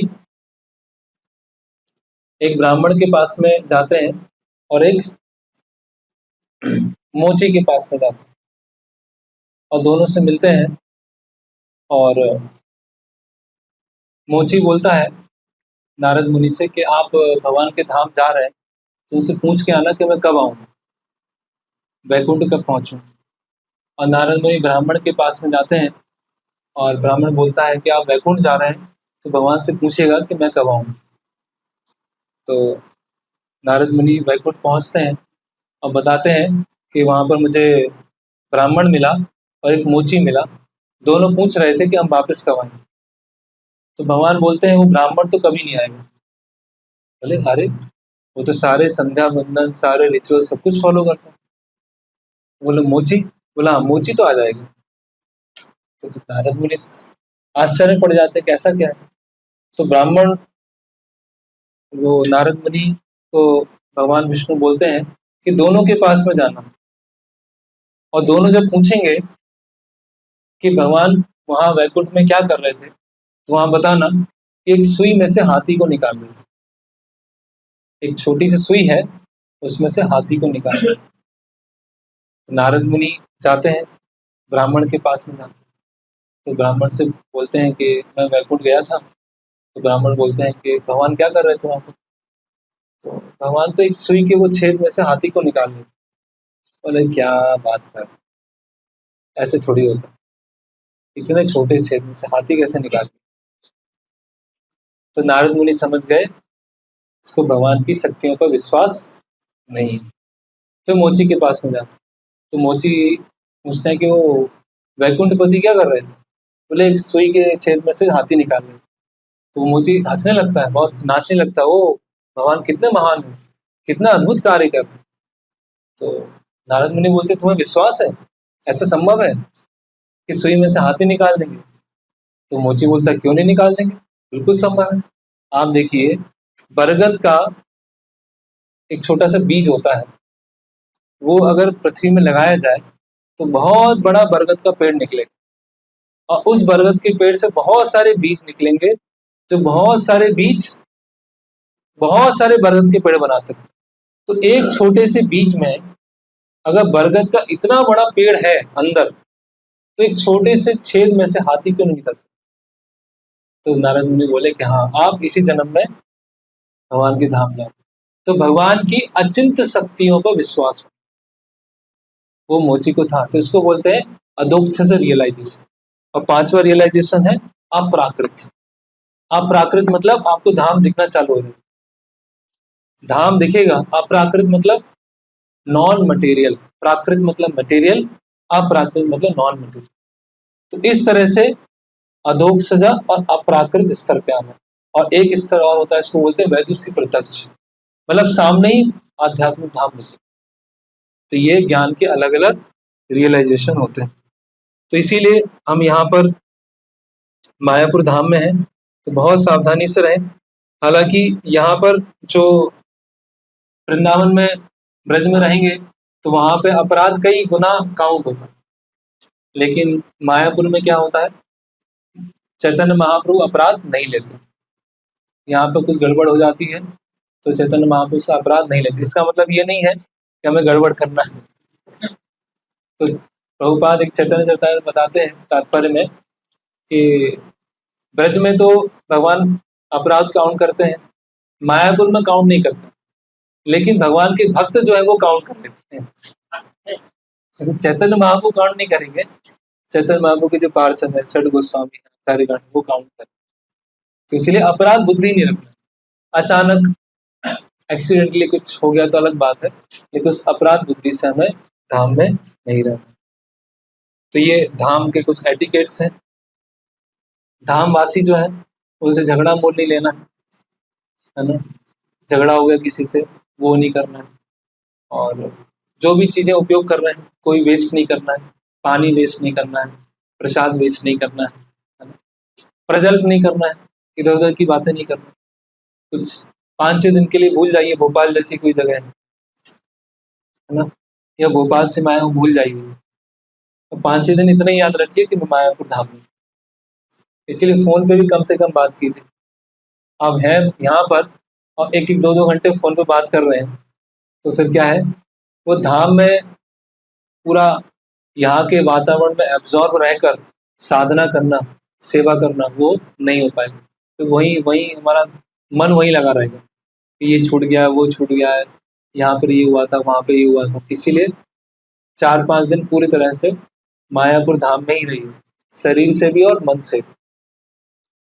ओके, तो अभी लास्ट टॉपिक है, ये मायापुर धाम आया कैसे। अभी राधा रानी ने प्रकट किया, ठीक है, लेकिन बाद में क्या हुआ कि जब गंगा नदी का प्रभाव बढ़ता है तो बाढ़ आती है। जैसे बिहार में गंगा नदी बहती है ना, यूपी साइड, यूपी या बिहार से होते आती है, तो रेगुलरली बाढ़ आती रहती है वहां पर, करेक्ट। तो उसी तरह से गंगा नदी और यमुना नदी के प्रभाव से बदलने से ये रूप गोस्वामी और सनातन गोस्वामी को चैतन्य महाप्रभु ने भेजा वृंदावन। क्यों भेजा?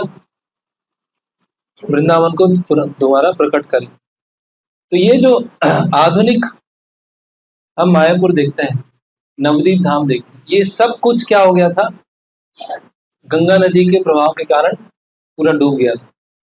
पता भी नहीं था कहाँ चैतन्य महाप्रभु का जन्म स्थान, प्राकट स्थान। तो जिस तरह से वृंदावन जो है रूप गोस्वामी और सनातन गोस्वामी का गिफ्ट, उसी तरह से ये जो मायापुर धाम है वो भक्ति विनोद ठाकुर का गिफ्ट। ये जो भी आज हम देख रहे हैं नवदीप मायापुर धाम, उसके प्रकट होने के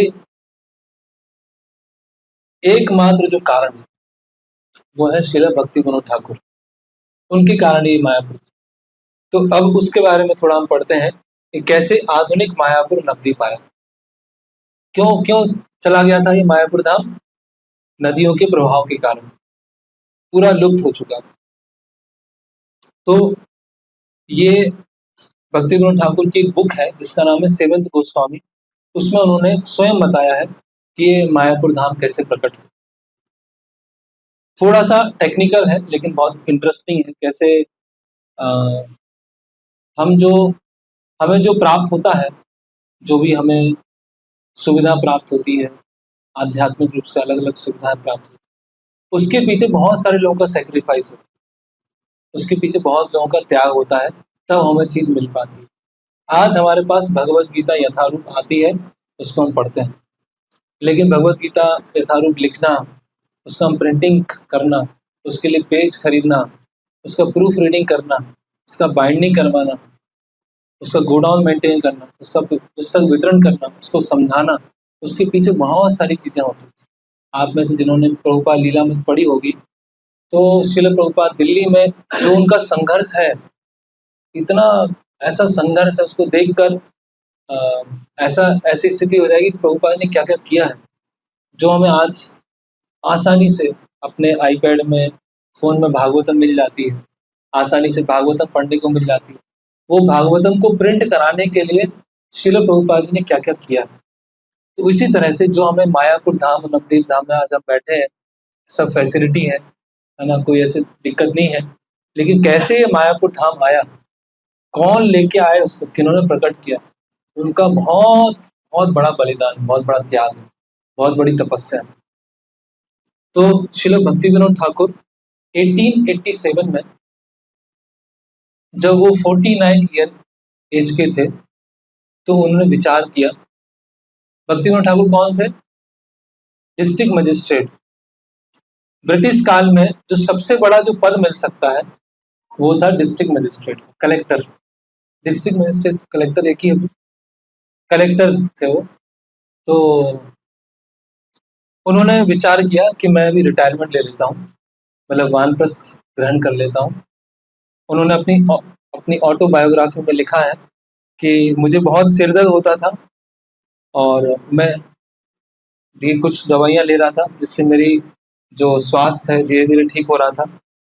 मैंने बहुत सारे भक्ति के साहित्य पढ़ना प्रारंभ किया और भक्तों का संग किया। तो साहित्यों को पढ़ने से, ग्रंथों को पढ़ने से, भक्तों का संग लेने से मेरे अंदर एक वैराग्य की भावना जागने लगी और मुझे ये लगा कि मैंने अपना जीवन ऐसे व्यर्थ ही गवा दिया और मुझे अंततः कुछ प्राप्त नहीं हुआ है। तो कम से कम जो जितना जीवन बचा हुआ है उतने जीवन में मैं श्री श्री राधा कृष्ण की सेवा कर लूं। तो मैं क्या करता हूँ, रिटायरमेंट ले लेता हूँ और जो भी पेंशन आएगा उस पेंशन से अपना ब्रज में, वृंदावन में छोटा सा घर बनाऊंगा और वहीं पर रह के भजन किया करूँगा और मेरे जो मित्र हैं भक्ति भृंग, उनके साथ में रहूंगा और जीवन के अंतिम दिन वहीं पे बिताऊंगा। ऐसा भक्ति विनोद ठाकुर को वो विचार किया। अभी भक्ति विनोद ठाकुर अपने कुछ ऑफिस के काम से तारकेश्वर गए और तारकेश्वर में उनके जो मित्र थे भक्ति भृंग, उनके साथ उन्होंने विचार किया कि मैं रिटायरमेंट लेना चाहता हूँ और मैं फिर यहाँ बंगाल छोड़ के ब्रज में जाऊंगा, वहीं पे मैं रहूंगा। तो भक्ति भृंग जो प्रभु थे, उन्होंने कहा कि अच्छा विचार है आपका, इस पे कुछ समय के बाद और चर्चा करेंगे। तो भक्ति भृंग प्रभु जो है कलकत्ता चले गए और भक्ति विनोद ठाकुर तारकेश्वर में थे। तो तारकेश्वर में भक्ति विनोद ठाकुर को एक ड्रीम आया, एक स्वप्न आया। स्वप्न में कौन आए? चैतन्य महाप्रभु आए। और चैतन्य महाप्रभु ने कहा कि आप निश्चित रूप से वृंदावन जाओगे, लेकिन आपकी बहुत सारी सेवाएं नवद्वीप में अभी बाकी है। पहले आपकी नवद्वीप में बहुत सारी सेवाएं हैं, उसको पहले पूरा कीजिए, उसके बाद आप वृंदावन जाइए, है ना। तो इस तरह से चैतन्य महाप्रभु के स्वप्न में आते हैं। तो अब भक्ति विनोद ठाकुर ने निर्णय लिया कि अभी मैं रिटायरमेंट नहीं लूंगा, ना, उन्होंने बदल दिया। तो हम भगवान या गुरु या भगवान के कोई महान भक्त जो स्वप्न में आते हैं तो कुछ ना कुछ आदेश देते हैं। जैसे श्रील प्रभुपाद के स्वप्न में कौन आते थे? उनके गुरु महाराज आते थे, संन्यास लो, संन्यास लो, अब संन्यास लो। तो प्रभुपाद बोलते हैं कि मैं बहुत डर गया था, कैसे मैं परिवार को छोड़ सकता हूँ। चलो परिवार को छोड़ के वृंदावन आ गया, लेकिन संन्यास ये तो भक्ति सिद्धांत महाराज बार बार उनके स्वप्न में आ रहे थे। तो इस तरह से भक्ति विनोद ठाकुर के स्वप्न में चैतन्य महाप्रभु, तो उन्होंने वृंदावन जाने का निर्णय जो है पोस्टपोन कर दिया, एक तरह से कैंसिल कर दिया। अब वो विचार कर रहे थे भक्ति विनोद ठाकुर, मेरा जो ट्रांसफर है वो कहाँ रहते थे? श्री रामपुर। श्री रामपुर से कहाँ हो जाए? यहाँ कृष्णा नगर हो जाए। यहाँ पास में एक जगह है कृष्णा नगर, डिस्ट्रिक्ट प्लेस है। तो कृष्णा नगर के जो कोर्ट है वहां पर उनका ट्रांसफर होता है। तो क्योंकि कृष्णा नगर और नवद्वीप है एकदम पास में, 1 घंटे का रास्ता है। तो कृष्णा नगर आकर नवद्वीप में सेवा करना वो चालू कर दिया। तो भक्ति विनोद ठाकुर जो है उस समय के जो कलकत्ता के जो प्रमुख थे, ब्रिटेन के जो पार्षद थे, जिनका नाम था मिस्टर पिकॉक। तो मिस्टर पिकॉक के पास में जाते हैं भक्ति विनोद ठाकुर और बोलते हैं कि आप मेरा ट्रांसफर कर दीजिए श्री रामपुर से कृष्णा नगर। तो वो बोलते हैं कि नहीं, आपका ट्रांसफर तो नहीं हो पाएगा, आपको श्री रामपुर में ही रहना पड़ेगा, इतना जल्दी किसी का ट्रांसफर नहीं होता। तो फिर भक्ति विनोद ठाकुर के पास में ऑफर आया कि आपको आसाम में चीफ कमिश्नर का बन सकते हैं, चीफ कमिश्नर का ऑफिस आपको मिल सकता है, या त्रिपुरा स्टेट के मिनिस्टर बन सकते हैं। और उसमें उनकी प्रतिष्ठा भी बहुत अधिक होती और उनकी सैलरी भी बहुत अधिक थी, है ना। एक पर्टिकुलर स्टेट का कमिश्नर बनना, चीफ कमिश्नर, या त्रिपुरा स्टेट के एक मिनिस्टर बनना, मिनिस्टर मतलब राजा के एकदम नजदीक कि कोई मंत्री बन। लेकिन भक्ति विनोद ठाकुर ने दोनों प्रपोजल को, कमिश्नर बनना और मिनिस्टर बनना, उसको रिजेक्ट कर दिया। उनको तो कृष्णा नगर ही आना था। तो इस तरह हम देखते हैं कि भगवान की सेवा करते समय कभी कभी बहुत सारे ऑफर भी आते हैं, बहुत सारे प्रलोभन भी आते हैं, है ना। ऐसा हो सकता है, मान लीजिए आप लोग भोपाल में रह रहे हैं या ऐसी शहर में जॉब करने जाते हैं जहाँ पर भक्तों का संघ बेस है या कोई वैष्णव कम्युनिटी है, और आपको कोई ऐसा जॉब का ऑफर आता है कि बहुत अच्छा जॉब है, बहुत अच्छा पैकेज है, लेकिन ऐसी जगह है जहाँ कोई इस्कॉन नहीं है, जहाँ कोई भक्तों का संघ नहीं है, तो बहुत मुश्किल होता है।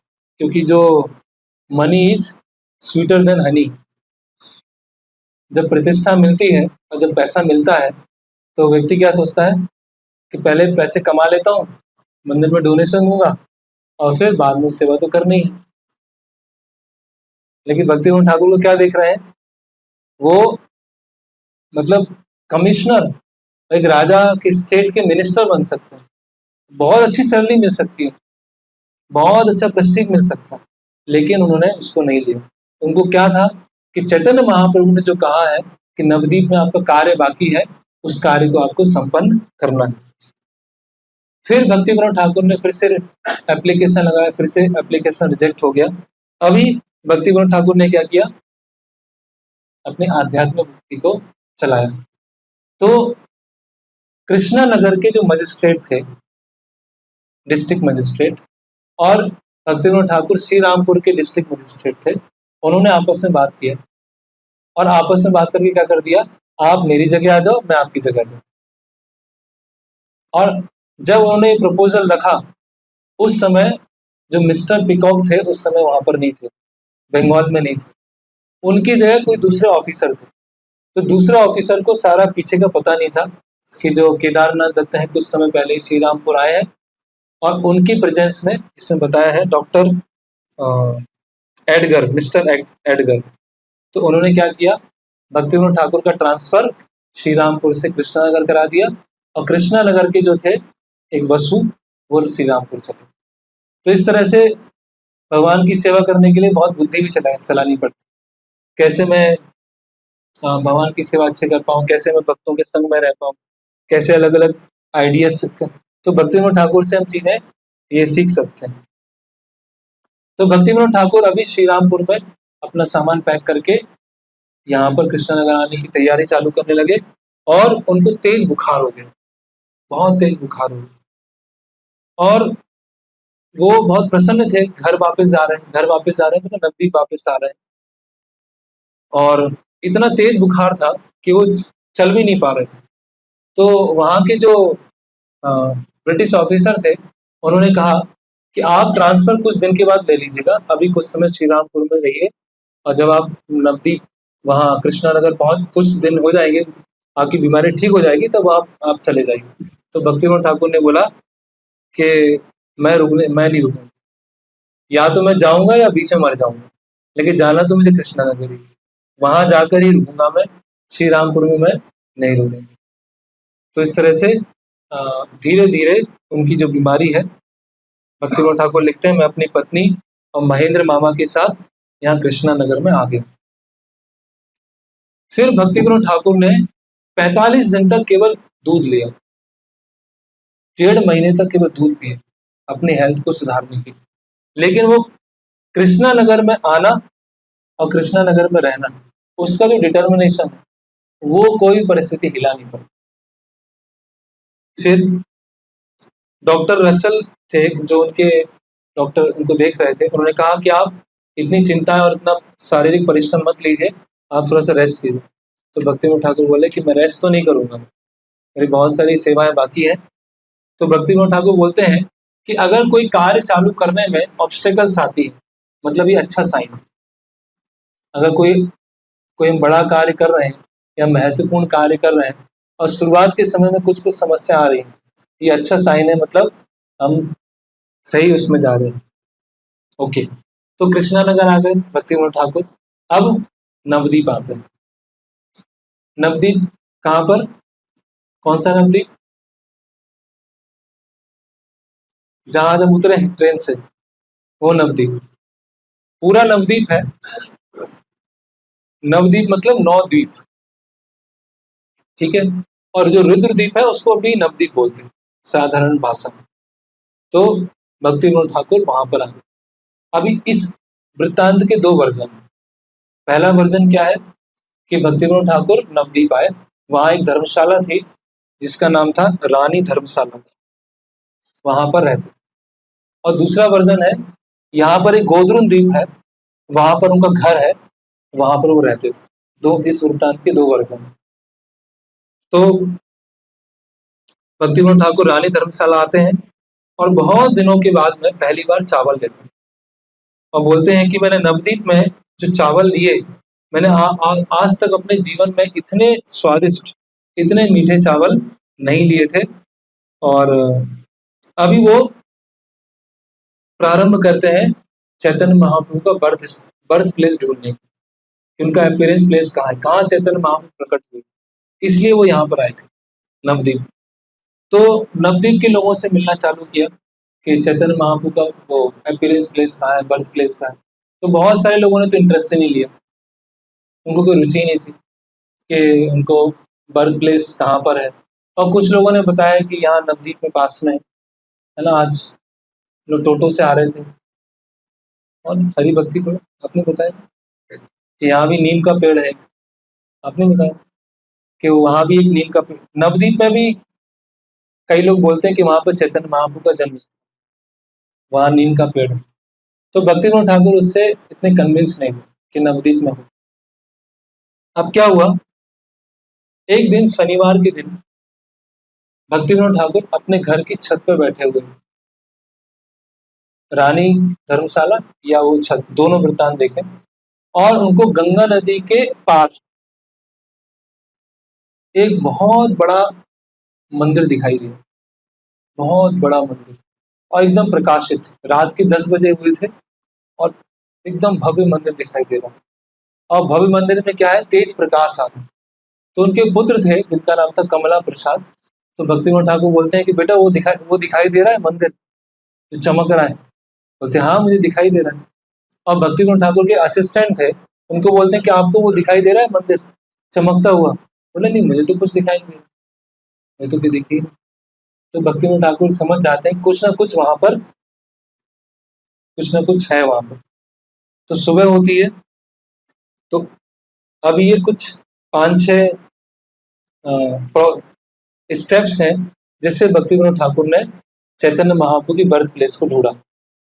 पहला स्टेप क्या है, उनको अपने घर की छत से क्या दिखाई दिया, तेज प्रकाश दिया, एक मंदिर दिखाई दिया। ठीक है, अब भक्तिविनोद ठाकुर जहां से वो तेज प्रकाश आ रहा था वहां उस एरिया में पहुंचे। वो एरिया कौन सा था? अभी हम अपने इस्कॉन मंदिर के गेट के बाहर जाएंगे, थोड़ा सा आगे चलेंगे तो एक योग पीठ आएगा, उसका थोड़ा सा आगे चलेंगे तो श्रीवास आंगन है, और उसके पास में एक गांव है जिसका नाम है बल्लाल दीघी। हमारे देश के जो पारितोष प्रभु हैं वो उसी गांव से हैं, बल्लाल दीघी से। तो वो जो लाइट आ रही थी मंदिर की, वो किस एरिया से आ रही थी? बल्लाल दीघी से आ रही थी। तो भक्तिविनोद ठाकुर कहाँ पहुंच गए? बल्लाल दीघी पहुंच गए। और बल्लाल दीघी में वो लोगों से पूछने लगे कि चैतन्य महाप्रभु का बर्थ प्लेस कहाँ है। तो उन्होंने बताया कि हमारे गांव के थोड़ा पहले गंगा नदी तरफ एक जंगल है, और उस जंगल में एक कैसा है, एक टापू जैसा है, उसमें बहुत सारे तुलसी के पेड़ लगे हुए हैं, बहुत सारे तुलसी के वृक्ष लगे हुए हैं, वही चैतन्य महाप्रभु का बर्थ प्लेस। तो भक्तिविनोद ठाकुर बल्लाल दीघी से ऐसे लौटने लगे गंगा नदी के पास में, वहां तुलसी के बहुत सारे वृक्ष थे उस एक पर्टिकुलर लैंड पर। तो उन्होंने देखा कि ये चैतन्य महाप्रभु का बर्थ प्लेस हो सकता। तो दूसरा ये उनको एक संकेत मिला, एक क्लू मिला। फिर उन्होंने अलग अलग शास्त्रों को पढ़ना चालू किया, चैतन्य भागवत, भक्ति रत्नाकर, नवदीप परिक्रमा पद्धति, ये सब उन्होंने पढ़ना चालू किया। अब क्या हुआ, अलग अलग मैप्स को ढूंढा। तो बल्लाल दीघी में एक म्यूजियम था जहां पर बंगाल के और पर्टिकुलरली इस एरिया के पुराने मैप्स थे, पुराने मैप्स, नक्शे, पुराने मैप्स थे। ठीक है, तो एक मैप था 18वीं सेंचुरी का, 18th सेंचुरी का एक मैप था।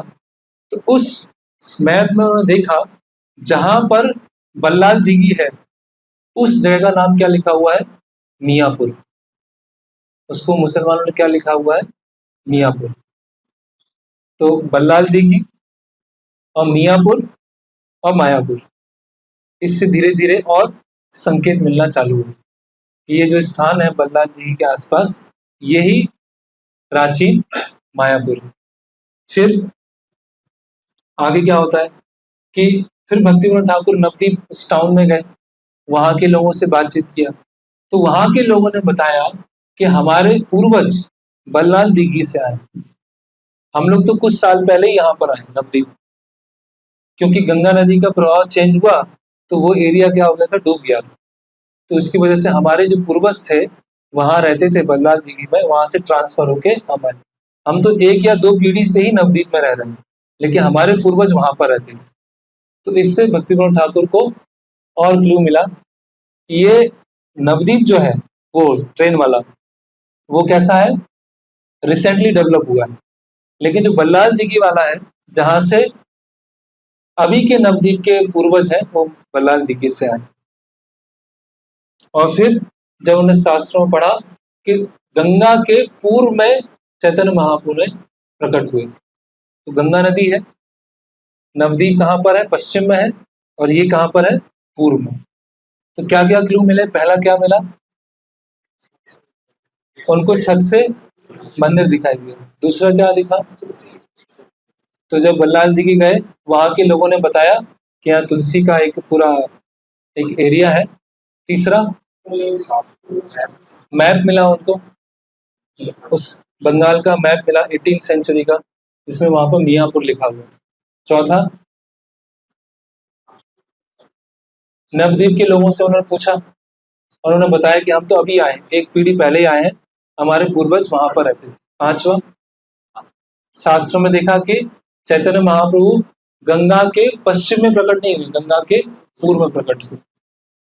फिर उन्होंने एक श्लोक पढ़ा, नवद्वीपे मध्य मायापुरे नाम स्थान, जहां जन्मिलो गौरचंद्र भगवान, कि नवद्वीप के सेंटर में मायापुर है, जहां पर चैतन्य महाप्रभु ने प्रकट हुए। तो अभी ये सब डेटा उनको इकट्ठा हो गया, इससे कंफर्म हुआ कि ये मायापुर। लेकिन इसको और कंफर्म कराने के लिए उस समय के जो गौड़ीय वैष्णव आचार्य के प्रमुख थे, जगन्नाथ दास बाबा जी महाराज, उनको भक्ति विनोद ठाकुर लेके आते। जगन्नाथ दास बाबा जी महाराज उस समय 125 वर्ष के थे, और टोकरी में उनके एक सेवक थे जिनका नाम था बिहारी, है ना, वो उनको ऐसे टोकरी में वो बैठे थे, ऐसे रहते थे, 125 वर्ष के थे।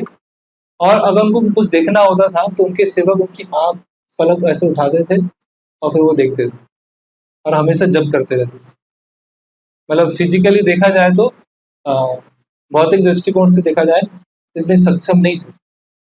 तो जब बिहारी जो है टोकरी में ऐसे अपने कंधे पर जगन्नाथ दास बाबा जी महाराज को लेके आते हैं, तो जगन्नाथ दास बाबा जी महाराज जैसे ही वो तुलसी के जो वहां पर सब क्षेत्र था वहां पहुंचते हैं, तो अपनी टोकरी में से उछल जाते हैं और उछल के नाचने लगते हैं और बोलने लगते हैं, यही तो निमाई जन्मभूमि, कि ये मेरे निमाई की क्या है, जन्मभूमि। तो इस तरह से कंफर्म हो जाता है एम्पेरिकली और स्पिरिचुअली कि ये जो स्थान है चैतन्य महाप्रभु का आविर्भाव स्थल। तो ये भक्ति विनोद ठाकुर ने 1888 में बहुत बड़ा ये वो हुआ, क्या बोल सकते हैं, मॉन्यूमेंटल डिस्कवरी, एक ऐतिहासिक खोज हुई। और यहाँ पर मायापुर जो चैतन्य महाप्रभु का जन्म स्थान है, और इसके अलावा अलग अलग जो चैतन्य महाप्रभु लीलाएं की, यहाँ पर चैतन्य महाप्रभु अपने पार्षदों के साथ ड्रामा करते थे, यहाँ पर शिवास आंगन है, या चैतन्य महाप्रभु के भक्त अलग अलग द्वीपों में कहाँ रहते थे, ये सब भी भक्ति विनोद ठाकुर ने कंफर्म किया। तो इस तरह से ये जो श्री मायापुर धाम है वो भक्ति विनोद ठाकुर की देन है, और भक्ति विनोद ठाकुर के द्वारा ही ये मायापुर का विस्तार हुआ। तो हम एक प्रवचन करेंगे, जिसमें हम डिस्कस करेंगे कैसे भक्ति विनोद ठाकुर, भक्ति सिद्धांत सरस्वती ठाकुर और श्रील प्रभुपाद, उनका मूड क्या है, मूड और मिशन क्या है, किस तरह से भक्ति विनोद ठाकुर ने विचार किया और श्रील प्रभुपाद जी ने उस विचार को क्या किया, पूरे संसार में फैलाया। तो ये कुछ टॉपिक थे। पहला हमने क्या देखा था, समराइज कर लेते हैं। सबसे पहले क्या देखा कि भगवान कृष्ण माता रुक्मणी की वृत्तांत देखा, और उस बाद में राधा रानी ने कैसे नवद्वीप धाम बनाए। फिर हमने चर्चा किया कि चारों आचार्य यहाँ पर आए हैं, सातों पुरिया यहाँ पर है, 12 वन यहाँ पर है, 16 नदियां यहाँ पर है, और शास्त्रों में कैसे मायापुर धाम के बारे में बताया गया। करेक्ट, ये देखा। फिर सेकंड पार्ट क्या था लेक्चर का, धाम को कैसे हम देख सकते हैं, धाम में कैसे हमें रहना है, धाम के क्या एटिकेट्स हैं, और दृष्टि के 4-5 स्तर बताए। पहला प्रत्यक्ष, परोक्ष, अपरोक्ष, अधोक्षज और अपराकृत। तो किस तरह से हम धाम के दर्शन कर सकते हैं। और फिर लास्ट में हमने देखा कि कैसे भक्ति विनोद ठाकुर ने मायापुर नवद्वीप धाम को प्रकट किया, तो उनकी देन। हरे कृष्णा कृष्णा कृष्णा हरे हरे राम राम हरे। और सबसे इम्पोर्टेंट, सब भूल जाए कोई बात नहीं, क्योंकि चैतन्य महाप्रभु ने उदारता का भाव लेके आया। ये क्या है, औदार्य धाम। औदार्य धाम मतलब दूसरों को कैसे चैतन्य महाप्रभु और कृष्ण की सेवा में लेके आते। इसलिए वैकुंठ और गोलोक वृंदावन से भी ऊपर है एक तरह से, क्योंकि औदार्य मतलब ऐश्वर्य को और माधुर्य को बांटना, उसको बोलते हैं औदार्य। जो माधुर्य है उसको बांट रहे हैं। ओके, कोई प्रश्न, किसी कुछ पूछना है?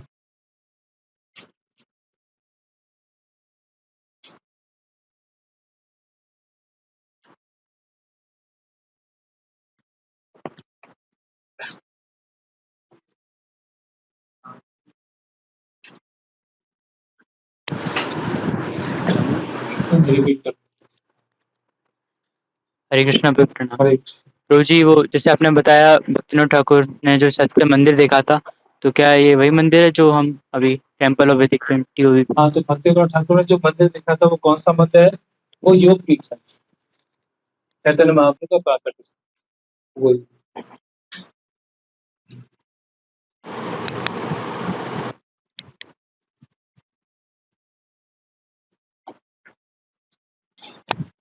हरे कृष्णा प्रभु, हम इसे मायापुर क्यों कहते हैं? क्योंकि ये तो भगवान का पुर है ना, तो मायापुर क्यों बोलते हैं इस जगह?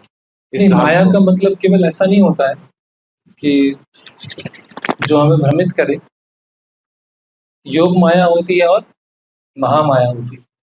जो महामाया है वो हमें भ्रमित करती है, और योग माया होती है वो हमें मदद करती है भगवान की तरफ बढ़ने के। जैसे मान लीजिए आपका घर है और उसके पास में पुलिस स्टेशन है।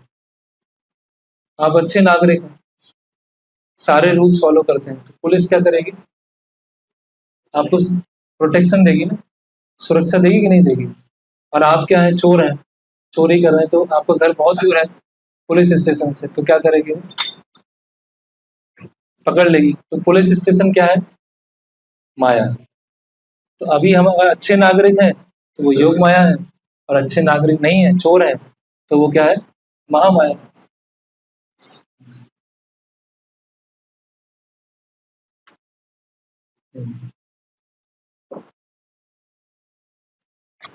से इसमें ये जो आपने 5 चीजें बताई थी, दृष्टि, हमारी दृष्टि की, 5 प्रत्यक्ष पर, और उससे पहले एक पॉइंट आया था कि हम कैसे अपने आपको प्योरीफाई करें, जो भक्तिनाथ ठाकुर ने अपनी जो एक कोई बुक का नाम लिया था, तो वो सेम ही चीज भक्तिनाथ ठाकुर ने 5 चीजें बताई प्योरिफिकेशन की। और वो जो आपने 5 चीजें बताया, तो वो एक ही चीज बताया?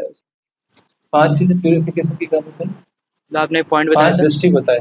5 दृष्टि बताई। उससे पहले एक पॉइंट आया था कि भक्तिनाथ ठाकुर ने अपनी कोई बुक है, उसका बुक का नाम तो याद नहीं आता, तो उन्होंने बताया उसमें 5 प्योरिफिकेशन के प्रोसेस हैं जिससे हम धाम को देख सकते हैं।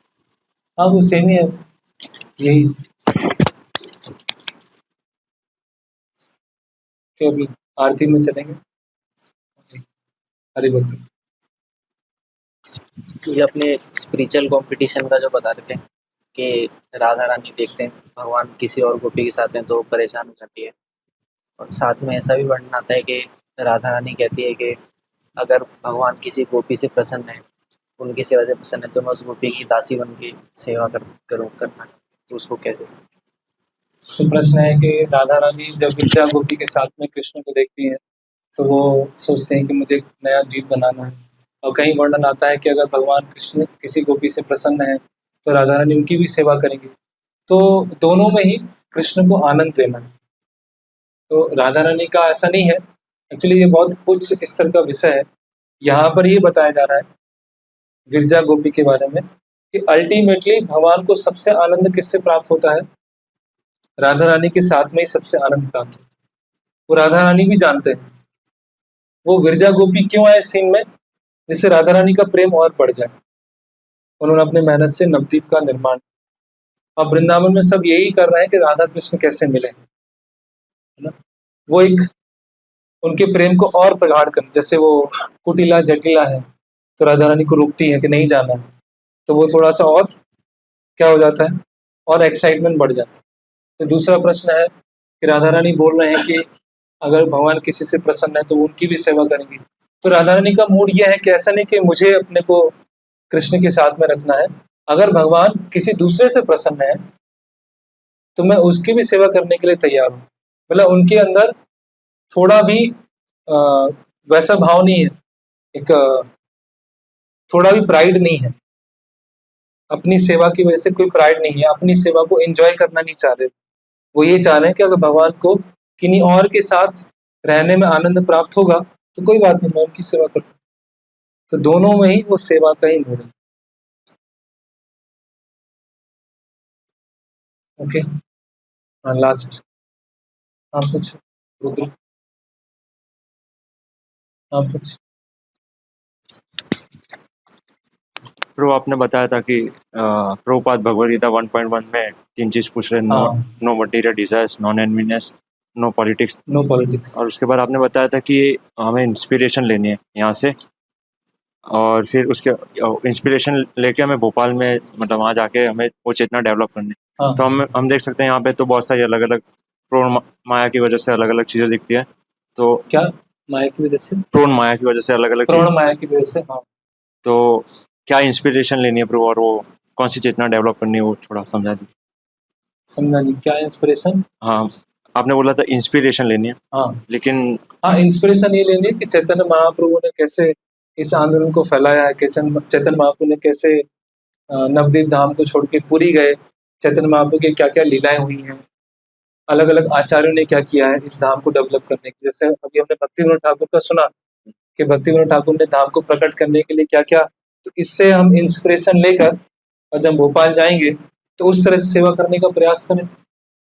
वो देखने से इंस्पिरेशन कम, अभी राधा माधव सखी को देखेंगे तो उनको देख के इंस्पिरेशन आएगा कि कितनी अच्छी सेवा हो रही है, तो इस सेवा हमें वहां जाके करना है ना। ऐसा नहीं कि प्रौढ़ माया से ढका हुआ है तो गंदगी है या ट्रैफिक जाम है उससे इंस्पिरेशन ले रहे हैं।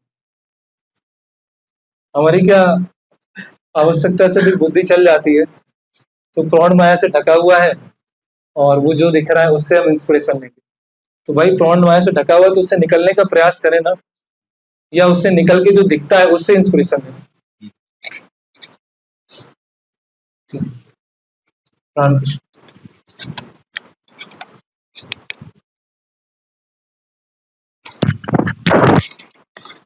हरे कृष्ण प्रभु। तो जैसे आपने बताया कि भगवान श्री चैतन्य महाप्रभु भक्ति विनोद ठाकुर के स्वप्न में आए, तो ऐसा आज भी कई लोग बोलते हैं कि मेरे स्वप्न में, कौन? और कुछ साधारण जन बोलते हैं कि मेरे स्वप्न में भगवान आए, उन्होंने ये कहा। तो हम इसको कैसे समझे कि जो भक्ति विनोद ठाकुर तो की अगर स्थिति किसी क्या है? भक्त के स्वप्न में भगवान आते हैं तो उसकी सेवा भावना और बढ़ जाती है और उसको गर्व अनुभव नहीं होता, उसके अंदर विनम्रता होती है, वो उसका प्रचार नहीं करता, सब जगह बताता नहीं। अब भक्त के जीवन में आते हैं तो उसमें सहजियापन आ जाता है। भगवान तो मेरे स्वप्न में आए इसलिए मुझे जप करने की जरूरत नहीं, भगवान मेरे स्वप्न में आए, भगवान तो मेरे हृदय में रहते हैं हमेशा, भगवान मेरे स्वप्न में आए तो मैं कितना महान भक्त हूँ। तो इसीलिए दोनों का वो, एक बार भक्ति सिद्धांत महाराज बोलते हैं किसी से, कोई उनसे मिलने आता है तो बोलते हैं, तो वो बोलता है कि मैंने कृष्ण के दर्शन किए। ठीक है, कृष्ण के दर्शन। तो भक्ति सिद्धांत महाराज बोलते हैं तो माया के भी दर्शन किए होंगे, क्योंकि माया कृष्ण के पीछे रहती है। तो बोलते हैं कि अगर आपको कृष्ण के दर्शन करने के बाद अभी भी माया अच्छी लग रही है, इसका मतलब आपने कृष्ण के दर्शन नहीं किए, आपने माया कृष्ण के दर्शन कर लिए। तो इस तरह से भक्तों के जीवन में जब भगवान स्वप्न में आते हैं या गुरु स्वप्न में आते हैं तो उनकी सेवा भावना और बढ़ जाती है, उनके अंदर विनम्रता और आ जाती है। अब भक्तों के बीच में आते हैं तो वो और आलसी हो जाते हैं, अब तो मुझे पढ़ना ही नहीं, भगवान ही स्वप्न में आ गए। तो ये डिफरेंस। ओके, हरे कृष्णा कृष्णा कृष्णा हरे हरे हरे श्री नवदीप मायापुर धाम की, श्री भक्ति विनोद ठाकुर की, चैतन्य महाप्रभु की, और प्रेमानंदे।